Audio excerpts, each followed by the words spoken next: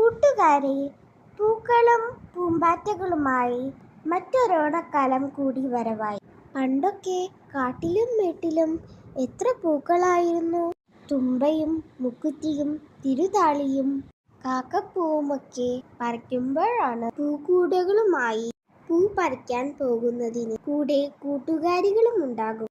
എന്നാൽ ഞങ്ങളെപ്പോലുള്ള പുതിയ കുട്ടികൾക്ക് ഇതെല്ലാം കേട്ടുകേൾവി മാത്രം. ഇന്ന് പുതുതലമുറകളിലെ കുട്ടികളെല്ലാം വീഡിയോ ഗെയിമും മൊബൈൽ ഫോണുകളുമായി സമയം ചിലവഴിക്കുകയാണ് പതിവ്. മാവിൻ്റെ ചില്ലയിൽ തുള്ളിച്ചിരിക്കുന്ന പൂവാലനണ്ണാനെ നില്ല് നില്ല്, താഴോട്ടെനിക്കൊരു ചക്കര മാമ്പഴം തായൂ എന്നരുമയായി കൊഞ്ചുന്നു.